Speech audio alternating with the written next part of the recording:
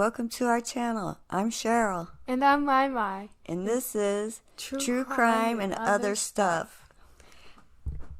Today we're going to be talking about the Alec Baldwin shooting death on set of the movie Rust. Breaking news this Saturday in the Alec Baldwin movie set shooting death. He just answered questions publicly for the first time since the gun he was handling fired a live round, killing Helena Hutchins, the cinematographer for the movie Rust. CNN's Natasha Chen is in Santa Fe, New Mexico. Natasha, you've just watched the video of Alec Baldwin's comments.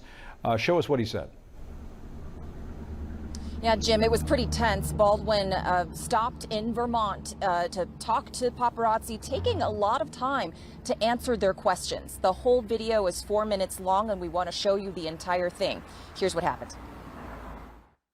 Let's go. I will. What do you want to know? All right, Alec, what's the current state of what's going on with the case? I'm not allowed to make any comments because it's an ongoing investigation. I've been ordered by the Sheriff's Department in Santa Fe. I can't answer any questions about the investigation. I can't. It's an active investigation in terms of a woman died. She was my friend. She was my friend. The day I arrived in Santa Fe to start shooting, I took her to dinner with Joel, the director. We were a very, very, well-oiled crew shooting a film together, and then this horrible event happened. Now, I've been told multiple times, don't make any comments about the ongoing investigation, and I can't. That's it. And you met with, what are the questions that you have other than that? You met with I'm afraid I forget her name in the moment, but you met with her family in the Helena. day. Yes, her name is Helena. If you're spending this much time waiting for us, you should know her name. Her name is Helena. Helena Hutchins. I met with her husband Matthew and her son. Yeah, that's right. And how did that meeting go? I wouldn't know how to characterize it. They're mortified. You guys, you know what? No details. But do me a favor. I'm gonna answer the question. Well, I appreciate that he was probably very upset. The guy is overwhelmed with grief. This is something that there are incidental accidents on film sets from time to time, but nothing like this. This is a 1 in a trillion episode. It's a 1 in a trillion event. And so he is in shock. He has a 9-year-old son. We are in constant contact with him because we're very worried about his family and his kid. And as I said, we're eagerly awaiting for the Sheriff's Department to tell us what their investigation has yielded. What else do you have? Would you ever work on another film set that involves firearms of that nature?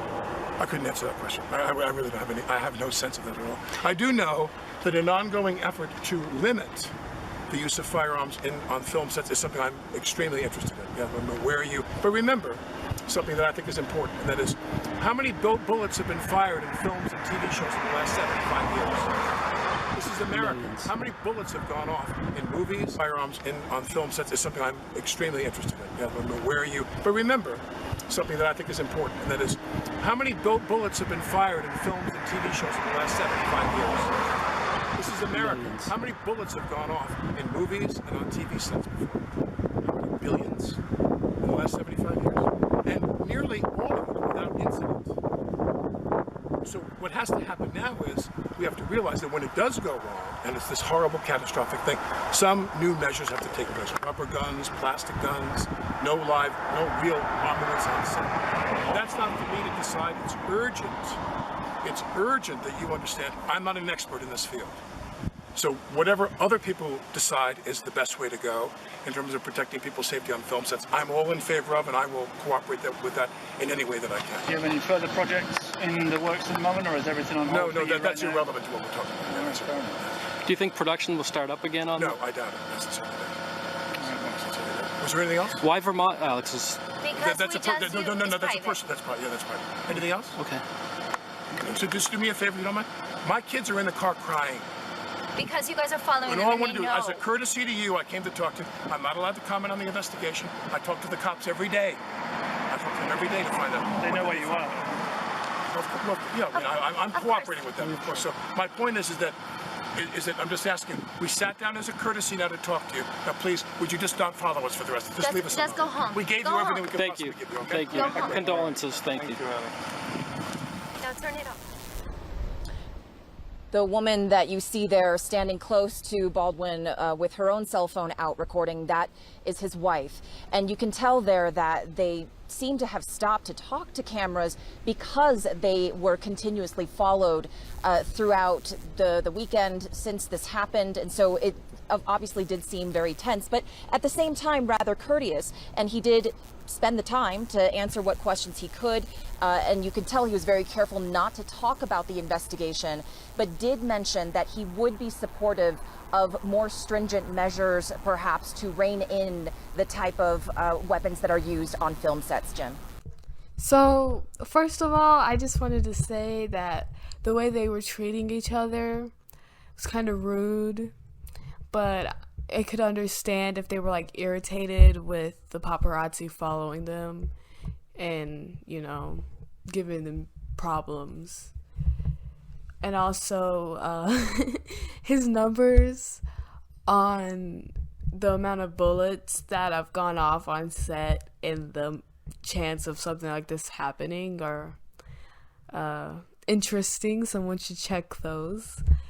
And also, lastly, talking to the cops every day. I mean, maybe like for a few days, but not like constantly, you know, every day. I don't know. I heard that some people may have been target practicing around the area, and I heard that some of the crew members walked off the set the day before due to unsafe conditions. And my first impression when I first heard this story was, oh my gosh, not again. And if any further information comes out on this incident, we'll keep you guys updated as come out with the video as soon as possible for any new information. Anyways, on to the next clip.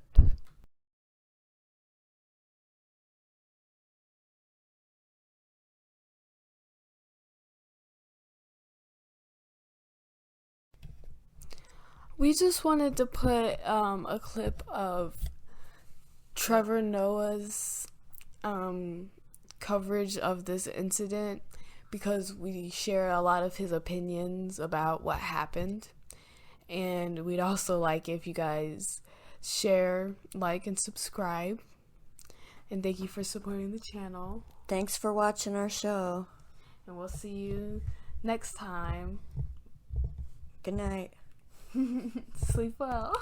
Also, we want to thank Ellen Smith for bringing this up as a video idea.